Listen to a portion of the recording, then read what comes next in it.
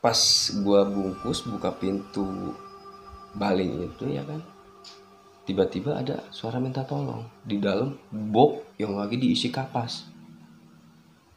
Halo teman-teman, balik lagi di channel kita Bilukut. Tentunya di segmen berbagi pengalaman horor. Gue ingetin sekali lagi, jangan lupa ngopi, jaga kesehatan, jaga pola makan biar hidup tetap sehat. Di video kali ini gue udah kedatangan temen gue sekaligus bintang tamu, bukan bintang tamu sih, kru Bilukut. Saudara gue juga, Bang Dado. Halo Bang. Halo. Ngopi nih? Ngopi sambil ngerokok santai. Biar ngobrolnya juga enak. Bang Dado sibuk ngapain nih Bang Dado? Akhir-akhir ini Wah, saya lagi fokus usaha saya sih. usaha Ya, limbah. usaha limbah, daur ulang. Udah berapa ini sih? Berapa bulan kesininya? Kesini sih jalan 5 bulan. Ya, 5 Tapi kalau untuk belajarnya ya cukup lama lah. Udah lama. Dari semenjak masih kuliah Masih kuliah. udah belajar. Main limbah. Bang Dado punya pengalaman apa? Pengalaman horor apa? Boleh diceritain biar teman-teman juga tahu. Pengalaman horor sih ya yang saya alami ya selama hidup saya ini ya banyak. Jadi satu aja nih. Satu aja, tapi paling horor Oke. yang pernah Abang alamin. Jadi gue dulu pernah. Bentar. Saya hidupin backsound dulu ya. Oke. Lanjut Bang. Jadi gue sih dulu pernah kerja di satu perusahaan lah. Tahun berapa tuh? Tahun 2012 sampai 2018. Itu lulus SMA. Enggak, lulus SMA itu gue daftar tentara lah biasa. Daftar tentara. Gue 2 tahun daftar tentara, ternyata belum ada milik. Ya akhirnya gue kerja Kerja di pabrik. di pabrik perusahaan. Daerah mana tuh? Daerah Pasar Baru lah. Jadi dulu tuh gue kerja di situ itu hampir kalau nggak salah itu jalan 7. 7 bulan apa 7 tahun? Jalan 7 tahun. 7 tahun. Lumayan lama. Jadi ya pas gue shift malam itu ya, emang sih pas gue berangkat kerja itu bawaan badan tuh sangat males. Tapi enggak ini kan enggak buan-buan nasi buan horor kan? Apanya? Itu badan. Karena malas aja gitu. Karena malas gitu. Karena Mungkin malas juga nggak tahu energinya atau apanya kan kita nggak tahu. Berangkat shift 2 jam, Shift 3. shift 3 jam berapa? Berangkat itu jam 9 kan, masuk jam 10 kan. Ya perjalanan Pasar Baru lumayan lah, nyampe sono bisa ngopi dulu, bisa nyantai lah sebelum bekerja gitu. Jadi pas gue nyampe pabrik itu badan gue itu gak enakin gitu. Jadi kayak gimana ya? Kayak ketempelan gitu. Nah tapi ya gue lanjut kerja aja gitu ya kan, karena emang udah kewajiban gue kan untuk bekerja. Kewajiban lelaki juga. Betul. Nah akhirnya gue kerja seperti biasa gitu, relax lah gitu ya kan, walaupun badan kurang fit mungkin ya faktor cuaca juga kali. Waktu itu emang hujan, gue berangkat hujan. Pas gue nyampe pabrik itu ya, pas gue nyiapin material ya, biasa kan kalau awal kerja itu kita serah terima, siapin material apa yang kita bakal kerjain kan. Nah di situ gue ngambil material di belakang, nggak jauh sih dari mesin, karena emang harus dikontrol juga kan mesin. Jadi pas gue ngambil material itu, gue bawa ke depan mesin. Nah kan gue harus ngerapin dulu tuh, jadi biar nggak kerja gue tuh ringan gitu, nggak bak-bik-bak lah kemana-mana gitu, nggak ngerjain ini nggak ngerjain itu. Jadi gue siapin semua tuh ya. Nah pas gue lagi ngerapiin, namanya itu pepes sheet. Jadi buat bahan pembungkus kapasnya itu. Nah di situ gue ngedenger suara anak kecil lari di belakang gue, di belakang mesin gitu, mesin dryer lah. Jadi kan di situ tuh bukannya tempat anak kecil kan, pabrik itu kan. Tapi di ruangan itu Abang sendiri apa masih ada yang lain? Jadi satu shift itu 13 orang. Jadi yang di depan spinning 1, drying 1, terus masuk ke take up itu 2 sama pala shift 3. drawingnya 2, bellingnya 4. Nah gue tempatnya di belling, baru cutter 2. Jadi kalau dari produksinya mah ya cutter dulu baru baling, cuman posisi baling ada di bawah gitu. Akhirnya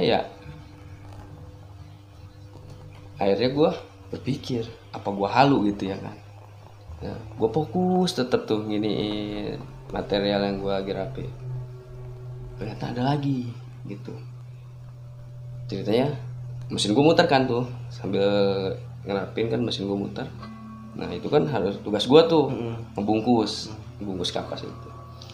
Nah di kapas itu berdua gue kerja sama temen gue, jadi 4 orang satu mesin 2. Jadi pas gue bungkus buka pintu baling itu ya kan, tiba-tiba ada suara minta tolong di dalam box yang lagi diisi kapas. Suara minta tolong, kirain gue doang yang ngedenger. Ternyata temen gue pun ngedenger gitu. Dia ngeliat gue ngeliat dia. Gue tanya, lu denger nggak? Iya. Siapa kata dia? Nggak tahu gue, karena kan suaranya perempuan. Nah mayoritas di tempat gue itu nggak ada perempuan, kecuali Cowok semua. si pagi baru ada orang kantor. Kalau si malam nggak ada berarti. Kalau si malam tuh udah nggak ada perempuan. Tapi emang sebelum abang kerja di situ, abang pernah dapat informasi nggak kalau di pabrik itu pernah kejadian atau orang mati di ini mesin apa gimana? Kalau untuk kejadian kecelakaan kerja ya, Iya. nah itu kan cewek, nggak mungkin dong. Dari dulu juga cewek nggak megang mesin itu. Oh itu cewek. Suara Minta cewek, tolong minta cewek. tolong cewek. Nah gue penasaran, gue kelilingin mesin, ternyata nggak ada. Gue tanya mesin yang sebelah, denger nggak? Denger apaan? Suara cewek minta tolong. Enggak, kata dia. Ya udah. Oh kata, mungkin gue ngomong ke teman gue, nah itu mah halu kali. Akhirnya kita kerja lagi kan berdua. Nah kita kerja, kita dorong tuh jatuh bal, pasang PP, kita jalan tuh jatuhin bal. Nah gue ngerapin lagi, suara anak kecil ada lagi. Entah itu siapa ya, yang kedengeran kuping gue sih itu banyak, bukan lebih dari 5 orang, pasti lebih itu. Karena ya dia tuh kayak tempat dia bermain, lari gitu ya. Cuman gue berpikirnya ya biasalah, namanya juga tempat kayak gitu ya, tempat pabrik. Yang sebelum pabriknya kan kita nggak tahu itu bekas tempat apaan ya. Cuman gue biasa aja gitu. 7 tahun abang kerja di situ, selama kerja di situ baru kali itu mendengar suara-suara kayak gitu. Apa sebelumnya pernah? Kalau yang masalah anak kecil sih baru. Selama 7 tahun baru. Tapi kalau masalah di ini mah emang hampir lah gitu, nggak terlalu inilah menurut gua gitu. Nah, akhirnya udah gue ngebal lagi tuh, mesin gue muter lagi, gue ngebal lagi kan dia 7 menit sekali muter. Gue kerja lagi, ada suara lagi, suara perempuan lagi, suara yang sama, minta tolong lagi. Gue penasaran dong, gue cariin sampai ke gudang, kan belakangnya itu gudang. Ternyata tuh nggak ada. Akhirnya udah di situ kan jam 12 tuh istirahat. Jadi jam 12 istirahat, gue istirahat kan tuh. Nah di situ gue biasa sebelum tidur ngopi dulu ya kan, biasalah main-main game bentar gitu. Udah gitu gue tidur. Nah gue tidur, pas tidur itu gue gak bisa gerak, direp-rep. Tapi di mimpinya itu apa? Mimpi sih enggak, gue sadar gue itu tidur tapi dalam keadaan melek. Gue juga bingung, setengah sadar lah gitu. Kalau orang sini mati ular katanya. Nah gue nggak bisa gerak, gue udah baca doa apa ya kan. Pas temen gue masuk, lampunya dinyalain, ditepak gue, baru gue sadar. Astagfirullahaladzim, gue ya kan. Udah, cuman gue nggak cerita ke temen gue. Akhirnya gue pagi tuh udah balik lah, pagi lah. Cuman gue masih mikirin. Jam berapa tuh keluar? Keluar tuh jam 6. Jam 6. Jam 6 pagi gue udah keluar. Ada gue mikirin siapa gitu yang semalam minta tolong ya kan. Pokoknya bertanya-tanya lah dalam hidup gue gitu ya kan. Sedangkan kan di situ nggak ada wanita. Ya udah gue libur tuh kan 2 hari libur. Gue masuk kerja siang ceritanya. Nah kerja siang itu kan gue istirahat terakhir. Kalau setiap masuk siang itu gue istirahat terakhir. Dari jam 8 itu gue udah istirahat. Nah gue mandi kan. Habis mandi gue makan terus gue biasa nyantai di ruangan sebelah. Gue keluar dari ruangan istirahat. Jadi ruangan itu ya tempat naruh barang-barang seperti pelan, terus sapu apa segala macam gitu ya. Ada Gudang OB gitu kayak gitu. ya gitu. Tapi itu kalau siangnya itu, kalau si pagi sampai jam 4 itu namanya tempat day shift. Jadi tempat-tempat orang day shift lah gitu, nggak kena shift gitu. Akhirnya gua di situ musik tuh, habis mandi ya kan, terus bikin kopi lah sebentar gitu. Gue itu ya baju juga belum gue kancingin, masih nyantai, emang gue niatnya nggak tidur tadinya. Nah pas musik berjalan terus tiba-tiba gue ngantuk, akhirnya gue ketiduran kan. Nah pas jam 10 itu kan jam pulang tuh ya. Nah, temen gue nyariin gue nggak ketemu. Nah ada temen gue satu lagi bilang coba di ruang sebelah gelap kata dia. Akhirnya penasaran kan, dia masukin. Nah, lampu dinyalain, gue nggak ada katanya. Nah dia nyelonong balik. Ya udah gitu. Yang lebih seremnya lagi ya, gue tuh kayak ada yang ngebangunin. Jempol gue ditarik 2 kali. Tapi abang sadar nggak kalau di ruangan itu ada teman abang yang masuk? Tahu nggak? Nggak tahu. Nggak tahu. Gue tidur nggak, entah itu gue dibawa ke alam mana, gue nggak tahu kan. Yang jelas gue tidur di situ kan, ada bangku panjang kecil lah, gue tidur di situ. Ya udah, lampu pun dalam keadaan hidup gue tidur, bukan dalam keadaan mati. Tapi temen gue ngelihat masuk itu lampu keadaan mati gitu. Nah sampai jempol gue ditarik 2 kali. Tarikan pertama tuh gue langsung ngejengkat banget, sadar gitu ya kan. Nah gue merem lagi tuh, ditarik lagi 2 kali kan. Langsung gue ngejengkat, istighfar gue astagfirullahaladzim. Nah gue lihat keadaan lampu emang mati, awalnya hidup.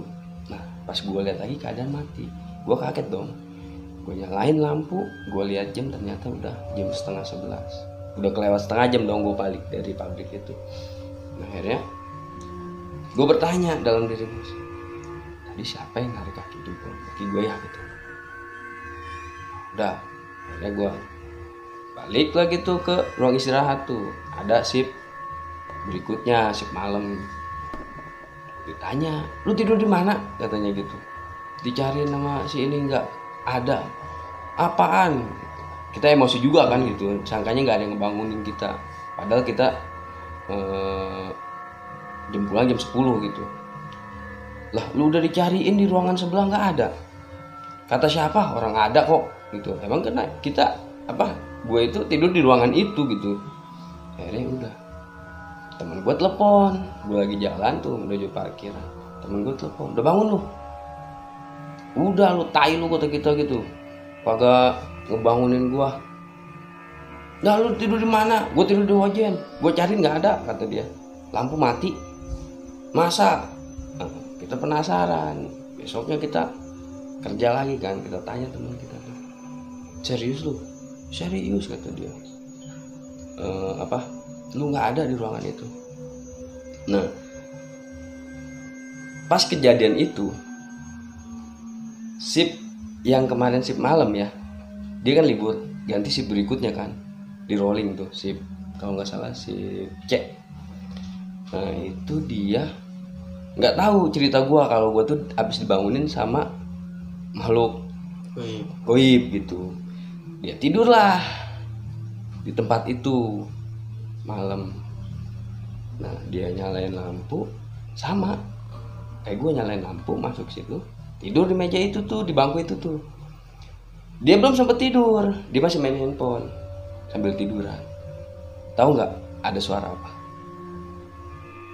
Suara anak kecil, bisik-bisik. Tempat kita ditempatin. Temen gue langsung kaget dong. Baju langsung ngoyak, kan ada di situ baju khusus salin kerja gitu ya. Tempat baju tuh ngoyak, kayak menunjukkan kalau dia tuh ada gitu. Akhirnya ya ngoyak, dia langsung bangun, langsung kabur. Ya gue juga nggak tahu ya, mungkin entah dia nggak permisi atau apa. Begitupun gue gitu masuk kemarin nggak permisi gitu, tapi kan dia itu didengerin suaranya, tempat kita ditempatin, dibilang gitu. Dia dicerita, gue cerita lagi tuh kejadian gue di tempat itu. Wah, kenapa lu gak bilang, kata dia, kalau lu udah dikerja apa udah di iniin. Ya saya nggak ketemu, kata gitu. Udah akhirnya di situ gue tetap tuh banyak sih kejadian di tempat itu tuh. Di tempat. Oh, berarti ada sebelum itu ada juga yang sempat ngalamin kejadian kayak gitu sebelum abang? Baru gua kayaknya berdua di tempat itu. Tapi kalau di ruangan sebelahnya ya banyak yang ngalamin. Lah. Lagi tidur itu ya pokoknya banyak lah. Itu ya menurut gue yang paling horor gitu, karena ya emang bener-bener ditunjukin gitu, sampai jempol kaki gue ditarik gitu ya kan. Nah, yang lebih percaya lagi, temen gue tidur di situ, dia bilang tempat kita ditempatin. Abang ini sebenarnya termasuk orang yang percaya nggak ke hal-hal kayak gitu? Percaya sih, ke gue gitu percaya. Oke teman-teman, kayak gitu ceritanya dari Bang Dado, cukup ngeri. Ya Bang Dado, ada pesan nggak buat penonton? Pesannya ya, dimanapun lu injek nih tempat nih, apalagi yang belum pernah lu lewatin lah, pastilah ada penunggunya gitu, atau orang nih ya duduk di depan rumah, terus lu lewat, terus lu nggak permisi, pasti dia Nggak enak hati, ngomel dong. Misi kayak apa gitu ya kan. Nah begitupun goib, walaupun kita nggak ngelihat, setidaknya ya permisi lah gitu. Entah kalau kita naik motor ya klakson lah gitu. Jadi ya goib itu ada gitu, makanya ya tetap hati-hati lah gitu, tetap kuatkan iman aja gitu.